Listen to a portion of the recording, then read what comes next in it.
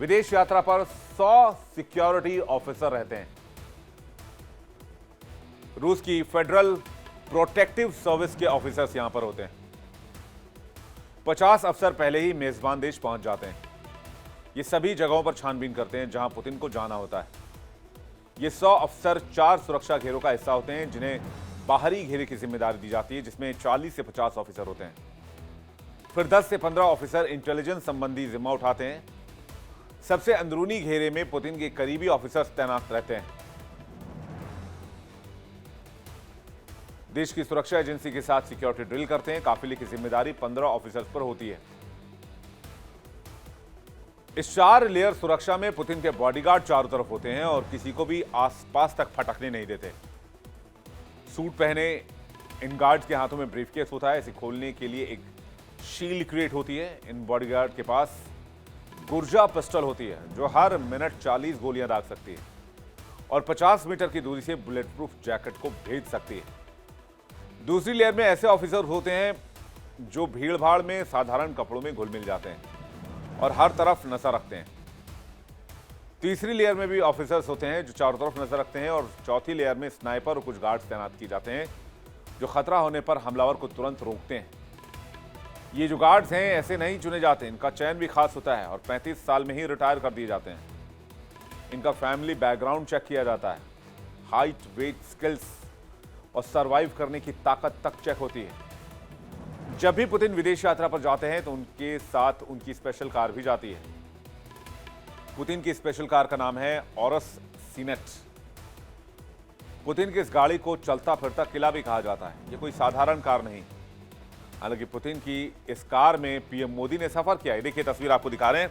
ये उसी Aurus Senat की तस्वीर है जहां 45 मिनट तक प्रधानमंत्री नरेंद्र मोदी और रूसी राष्ट्रपति पुतिन की मुलाकात हुई थी। आपको याद होगा यह मुलाकात ब्रिक्स समिट में हुई थी, जहां पर तकरीबन पौन घंटे की मुलाकात उनकी गाड़ी में चली और पीएम मोदी और राष्ट्रपति पुतिन दोनों बातचीत करते नजर आए थे। यह तस्वीर सितंबर की है, जब चीन में एससीओ समिट में पुतिन और मोदी एक साथ गाड़ी में नजर आए थे और तियानजिन में यह समिट आयोजित की गई थी। इस तस्वीर ने पूरी दुनिया का ध्यान अपनी ओर खींचा। यह तस्वीर पुतिन की सुरक्षा कवच वाली उसी कार की तस्वीर थी। पुतिन की यह गाड़ी एडवांस क्यों है, अब यह भी आपको जल्दी से बताते हैं। कहते हैं कि जैसे ही पुतिन किसी भी देश में लैंड करते हैं वो ऑरस सीनेट में बैठकर ही चलते हैं। 2018 से ही यह पुतिन की स्टेट कार है। इस गाड़ी का कोड नेम होता है।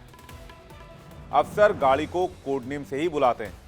गाड़ी बुलेट प्रूफ है, मिसाइल प्रूफ भी है, बॉम्ब प्रूफ भी है, लैंडमाइन प्रूफ भी है। यह कार एक ही टुकड़े में स्टील से बनी है, मतलब पूरी कार में कहीं कट नहीं लगा हुआ है। कार के शीशे 6 सेंटीमीटर से ज्यादा मोटे हैं। गाड़ी की स्पीड 250 किलोमीटर प्रति घंटे जा सकती है। चारों टायर पंचर होने पर भी यह गाड़ी चल सकती है। दरवाजों पर स्मोक ग्रेनेड लॉन्चर होते हैं। गाड़ी के अंदर छोटा अस्पताल भी है। मेडिकल इमरजेंसी में छोटी सर्जरी भी गाड़ी के अंदर की जा सकती है। गाड़ी के अंदर आराम का भी पूरा इंतजाम होता है। करीब 7 मीटर लंबी रिक्लाइनिंग सीट होती है और फोल्डेबल टेबल होते हैं। यहां तक कि इस गाड़ी में मिनी फ्रिज है।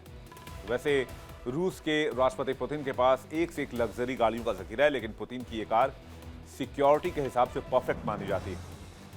अब बाहरी सिक्योरिटी के अलावा हर छोटी छोटी चीज की जांच भी होती है। पुतिन जिस देश के भी अंदर या बाहर कहीं खाने जाते हैं तो उनके खाने पीने का विशेष ध्यान रखा जाता है। यही वजह है कि उनके काफिले के साथ एक पोर्टेबल लैब भी चलता है जो उनके हर भोजन में जहर की जांच करता है। इस लैब में जांच के बाद ही पुतिन खाना खाते हैं। पुतिन जिस होटल में रुकते हैं वहां के किसी स्टाफ से सेवाएं नहीं लेते। उनका स्टाफ, शेफ, यहां तक कि हाउस कीपिंग वाला भी रूस से ही आता है। पुतिन के मोबाइल किचन के बारे में भी जान लीजिए। पुतिन के साथ एक रसोई घर चलता है जिसमें हर हमेशा कम से कम 3 शेफ काम कर रहे होते हैं पुतिन के रसोई घर में, और ये सब रूस से आते हैं। ये आर्मी बैकग्राउंड से होते हैं जो इमरजेंसी में स्थिति को भी संभाल सकते हैं। खाना बनाने से पहले सामान भी चेक किया जाता है। पुतिन के पहुंचने से पहले शेफ के लिए अलग शिफ्ट लगती है जिसका इस्तेमाल होटल का दूसरा स्टाफ नहीं करता है। खाने का सामान ज्यादातर रूस से ही होकर आता है।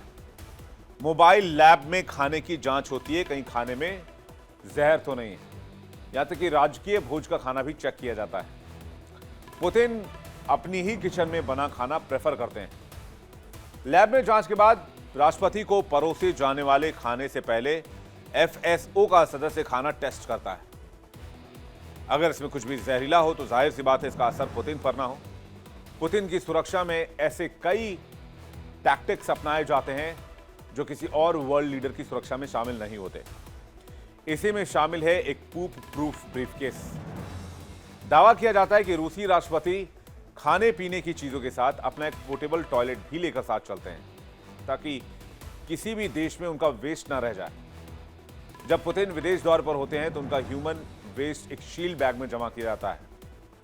इसे एक ब्रीफकेस में वापस रूस ले जाया जाता है ताकि DNA और मेडिकल डेटा चोरी ना हो। दुश्मन की हर साजिश से पुतिन को बचाया जा सके। अब आपको यह भी बताते हैं कि जेनेटिक डेटा क्या होता है। DNA यानी कि हमारी असली पहचान, जो ना बदली जा सकती है ना मिटाई जा सकती है। अगर DNA चोरी हो गया तो क्या हो सकता है और कितना खतरनाक हो सकता है ये DNA चोरी, इसे समझिए। ये साइबर क्राइम का सबसे नया, अनोखा और सबसे खतरनाक चेहरा है। आपकी जीन्स, आपकी पहचान लीक कर सकता है। DNA है क्या? DNA हमारे शरीर का एक जेनेटिक कोड है जो हमारे एंसेस्टर से लगातार चला आ रहा है। ये रंग, रूप, आकार सब कुछ हमें हमारे DNA से ही मिलता है। इसे परिवार और रिश्तों की जानकारी भी सामने आ सकती है। बीमारियों और हेल्थ रिस्क का खुलासा हो सकता है। फिजिकल, मेंटल हेल्थ का अंदाजा लगाया जा सकता है। क्लोनिंग यानी इंसान की नकल, कॉपी बनाई जा सकती है। बायो वेपन बनाने में इसे मिसयूज भी किया जा सकता है। यानी कि अगर ये डेटा हाथ लग गया तो पुतिन के दुश्मन देश हो सकता है कि पुतिन जैसा दिखने वाला कोई व्यक्ति तैयार कर लें। नॉर्थ कोरिया के नेता किम जोंग उन भी कुछ इसी तरह की टेक्निक अपनाते हैं।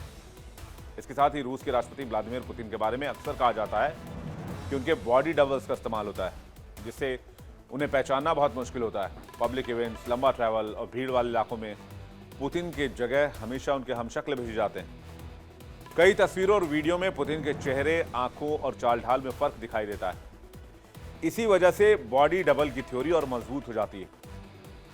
रूस यूक्रेन जंग के दौरान जब दोनों देश एक दूसरे पर वार कर रहे थे तो जेलेंस्की और पुतिन के बंकर में छिपने की खबर सामने आई। उस दौरान भी ऐसा कहा गया कि पुतिन ने पब्लिक अपीयरेंस के लिए बॉडी डबल का इस्तेमाल किया है। जापान की एक रिसर्चर ने दावा किया था कि पुतिन के कम से कम 2 बॉडी डबल हैं। अब आपको बताते हैं कि क्यों पुतिन को लेकर बॉडी डबल का इस्तेमाल होता है, या पुतिन वाकई में क्या बॉडी डबल का इस्तेमाल करते हैं। कहते हैं सुरक्षा के लिए बॉडी डबल का इस्तेमाल किया जाता है। पुतिन टारगेट किए जाने वाले नेताओं में से एक हैं, इसलिए वो बॉडी डबल लेकर चलते हैं। हत्या के खतरे के को लेकर भी इसका इस्तेमाल होता है। स्वास्थ्य के लिहाज से पुतिन की उम्र 70 साल से ज्यादा है। बीमारियों को लेकर अफवाहें उठी। अफवाहों से बचने के लिए बॉडी डबल का इस्तेमाल हो सकता है।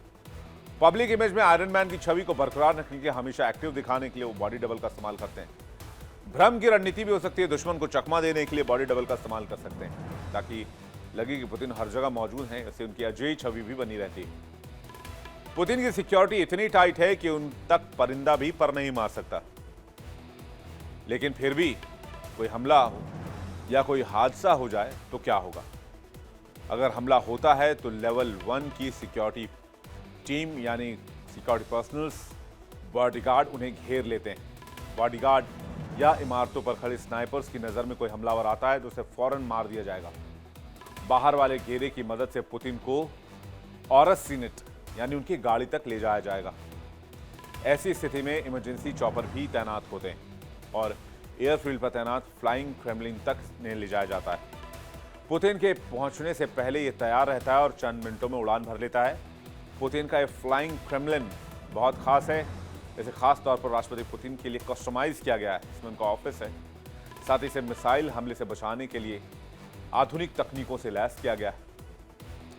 प्लेन के अंदर न्यूक्लियर कमांड बटन भी है, जिसे पुतिन हवा से ही परमाणु हथियारों का इस्तेमाल कर सकते हैं। हवा में ही प्लेन की रिफ्यूलिंग की जा सकती है। सोचिए किस लेवल की सिक्योरिटी होती है। और भारत दौरे से पहले भी यही सब किया जाएगा। चलिए आगे बढ़ते हैं।